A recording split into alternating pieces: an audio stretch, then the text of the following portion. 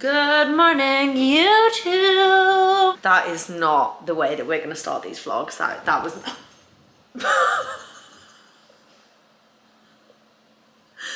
You just bitch slapped me with your tail.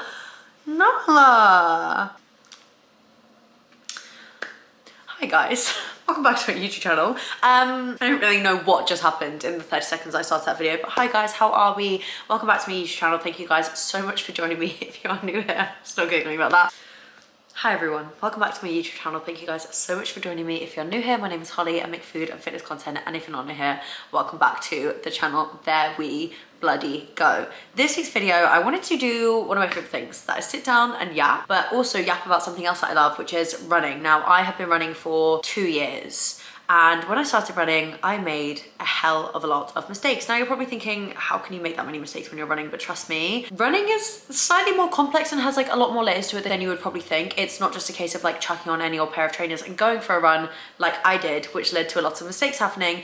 And I know that this year, a lot of people have started their running journey or they really wanted to level up in their running journey. And I thought if I could sit down and basically point out every area that I went wrong, you guys can completely avoid making these mistakes and have a far more successful start to your running journey. So I have narrowed these down to 5 things. There probably is a hell of a lot more, let's be honest, but these are the top 5 main mistakes that I made that if I could go back in time, I would undo. Number 1, this is gonna make me laugh because it is something that I have forever struggled with. I still make this mistake and I'm still trying to learn. It's definitely a difficult one for me, but that is running too fast. Now, when we start our running journeys, that very first run is so exciting because you're thinking like, oh my goodness, like it's happening and we're gonna get out there, and you just end up sprinting. Now, running out too fast is going to completely derail and ruin your running journey for a number of reasons. Number 1, running really quick isn't fun. It makes your lungs burn, it makes your legs tired, it makes your heart rate shoot through the roof.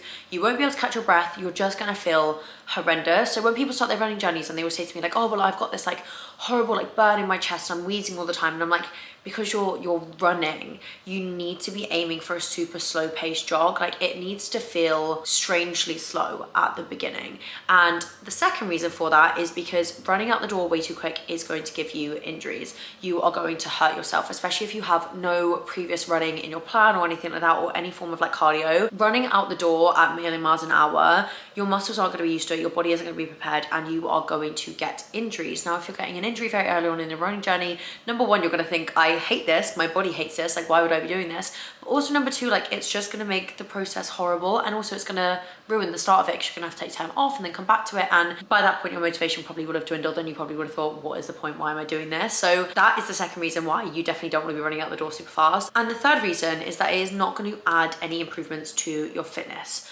Running slow is the key to improving your cardiovascular fitness.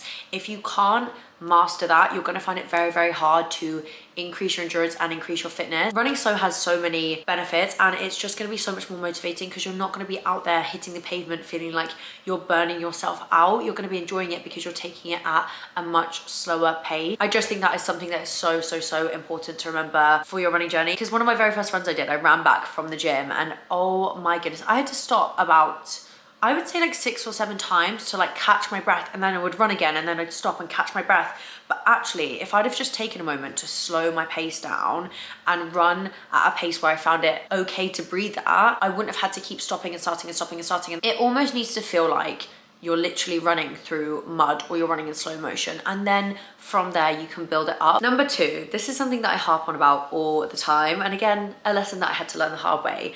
That is, get the right running trainers. And when I say running trainers, I mean running trainers. We are not running in Converse, we are not running in our gym shoes, we are running in running trainers. They are an investment, but trust me, they will be the best investment that you make throughout your running journey. Like if you do not have a good pair of trainers, you should not be running because you are going to cause so many injuries. Now, my best piece of advice for this is to go to a running shoe shop. In the UK, we've got Runner's Need, and that is where I went every single time because they do a gait analysis. And basically what that is they measure your feet, they put you on a treadmill, they have this little camera that films, and it films the way you run because everybody runs differently. You can either overpronate or pronate, I don't know which way around they go. Everybody runs differently. Some people need more of a stability shoe, some people need more of a neutral shoe, The only way to know that is to go to one of these running shops and to have them film the way you run. They're also specialists in this, so they know the exact type of shoe that you need.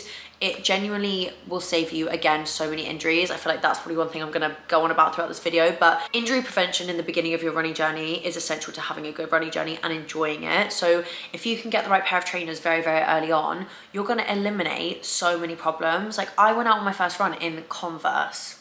Like, even saying that out loud makes my feet wince, because like, that is not a running shoe. Like, Converse are literally, Converse just, I don't even think should be a shoe in general. Like, I feel like they literally have no support. They are so uncomfortable. Like, I got, is it plantar fascia? Just from wearing Converse day to day. Anyway, I don't know why this has started to be a Converse hate train, but just don't wear Converse. Don't wear your gym trainers. Just go and get a good pair of running shoes. One thing I also want to say on this is, don't fall into this fad of like having a shoe rotation throughout your running journey.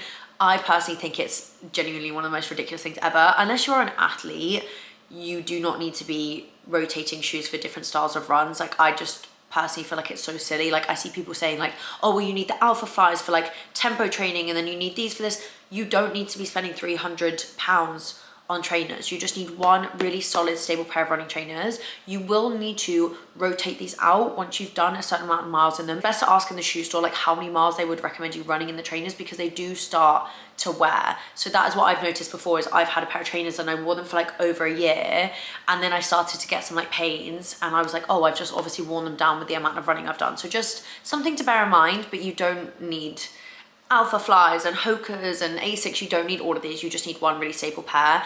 I'm going to shout about Asics because I feel like they are the best running trainer brand out there. They're the only running shoes that I would wear. So if you're looking and they recommend you some shoes, I would always lean towards Asics. I am slightly biased because I love them, but yeah, Asics. I also wear the gel Kayano, so if they are recommended to you, definitely want to grab, because I've been wearing them for years and I love them. Number 3, another lesson that I learned the hard way, is do not underfuel when you start running. Now, it is as simple as running burns a lot of calories. You're going to be expending a lot more energy as you start to include running into your week. In order to help your body do that, you need to be providing it with more calories. You are going to be putting more out, so you need to be putting more in.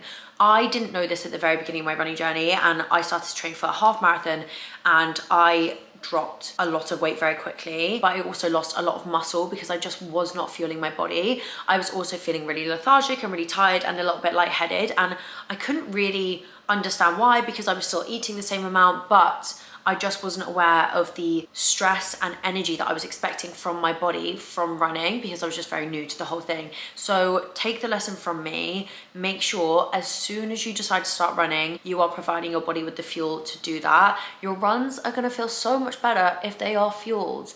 I couldn't believe it, because after I ran that first half marathon, I was like, right, I'm gonna do the marathon. And I started with a coach, and she was like, you need to be eating X, Y, Z. Literally added another 700 calories into my diet. My runs never felt better, and I have never gone back to the calorie amount that I was on, nor would I ever. I've always said like, I will never diet because it would impact my running journey too much and I wouldn't feel good on my runs. And for me, running is something that I do because I love it and I enjoy the feeling of running. And in order to enjoy the feeling of running, I need to be doing it fueled. So it's just so important, especially if you're training for a half marathon or a marathon. You need to be providing your body with a lot of energy. Your running journey will feel so much better for it. The fourth mistake that I made was not getting enough rest and recovery.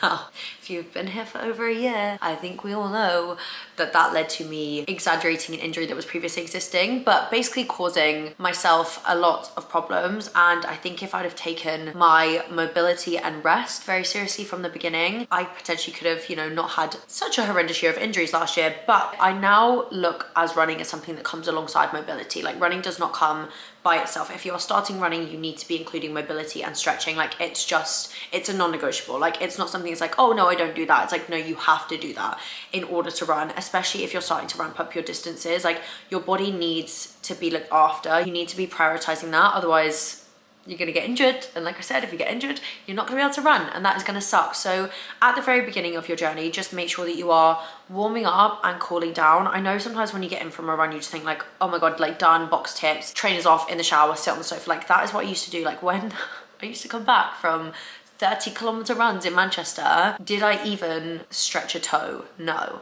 I literally would get in, whip my running vest off. I would probably like touch my toes, and then I'd get in the shower and I'd lie down because I'd be exhausted from the run. But like, oh my God, like when I think about that, like it actually makes my back feel uncomfortable thinking about it, because I just think you can just take 10 to 15 minutes to warm your body up and stretch your body out. Also, if you're warming up, like your runs feel so much better. Like now I do proper warm-ups for my runs. When I'm running, I'm like, why did I never do this? Because again, it just makes it so much more enjoyable because your body is like ready for the movement. You're not really having that like settle in period that you would usually have, and your body just feels so much more in tune. So make sure that you are including mobility before and after your runs, but also make sure that you're getting adequate rest around your runs. Okay, we are already on number 5. I feel like I've whizzed through these. So the 5th and final mistake that I made a lot through my running journey was comparing myself to others online. This is something that has kind of come as like a negative effect of like this massive wave of like everybody running on social media, which is so amazing. Like I personally just find it so inspiring. Like I love going onto my social media and just seeing like all of these cool and fun running videos. But with that, we can end up looking at a lot of people's races, or we can end up looking at a lot of people's paces and the races they've done and their running journey. And running is so personal. Like it is so personal. Me and someone else could have started running at the same time. They could be running a 4 minute per kilometer pace while I'm running a 5:40 per kilometer pace. It's just the way it works. Like I don't really know how to explain it. It's some people just have a very natural ability for things like running. I personally found it a little bit harder, and I haven't made, you know, like giant leaps and bounds like through my running journey. Like I love running, but I feel like my pace from getting it to like a 5:40 probably has kind of stayed around that. And that's something that, you know, I could sit online and see all these girls like running like 4 minute per kilometer marathons and be like, oh, and I'm not gonna lie, I do sometimes, I do definitely do that, but what is the point? Because all that does is take away from the fun of my own journey and my own experience. And running is so much more than the pace and the distance. Running is so incredible for so many reasons. I always go on about this, but for your mental health, just for that mental clarity, yeah, I don't think I've ever found anything that really matches that for the way that it helps me and makes me feel. And that is what's important. You just need to focus on your own achievements. Like it's you v you when you start running. Like look back at the beginning of your running journey and look at how far you've come now. Like you probably never thought that you could run a 5K, but you went out and you achieved that, and that is amazing. Like it really doesn't matter that someone else in the corner of the internet is running a ultra triathlon, marathon, Ironman, whatever the hell, because that's amazing for them. Like it's so nice to look at them and be like, wow, well done, but don't reflect on that and feel like you're not achieving enough, because even putting your trainers on in the morning and getting out and getting some kilometers done, that is an achievement. Like deciding to start running is an achievement because you've decided to do something to better yourself. Like that is so amazing. So please just remember that and don't get caught up in the kind of toxicity of comparing yourself to other runners, because it will only make you miserable and it will only make you not enjoy your running journey. And any run that you do is a huge achievement. So just know that I'm proud of you. You should be super proud of yourself. And yeah, just try to stay away from that comparison game. Okay, like I said, I feel like we have absolutely whizzed through those, but hopefully my mistakes mean that you won't make them too. But also like making mistakes throughout your running journey, like you only learn from them. And it's actually quite nice for me to reflect back on these things and be like, okay, like I, you know, didn't start having all the answers, and now I definitely have some of the answers. I still don't have all of them, but yeah, it's nice to kind of reflect on that growth. But hopefully you guys have enjoyed these running tips. I do just want to say, obviously I missed last week's video, and this has obviously been a sat down chatty video. I'm sure that you guys have seen the fires that were going on, that are still going on in LA. It's just been really a bit scary, to be honest. So that was why there was no video last week. And this week I just still didn't really feel like it was appropriate to kind of vlog like everything going on. If I'm being honest, like I've just tried to put my energy into helping where I can and doing things where I can, as opposed to creating content. So I wanted to definitely get a video out this week, but I'm gonna head into the next week and I will be doing my vloggy lifestyle content again. And me and Nala can't wait to have a big old catch up with you guys, because I've missed you, even though it's only been literally like a week. That's so dramatic, but I have missed you. But yeah, looking forward to it. Thank you guys so much for watching this week's video. Please don't forget to like and subscribe, and I'll see you next week for the biggest catch up from me and Nala.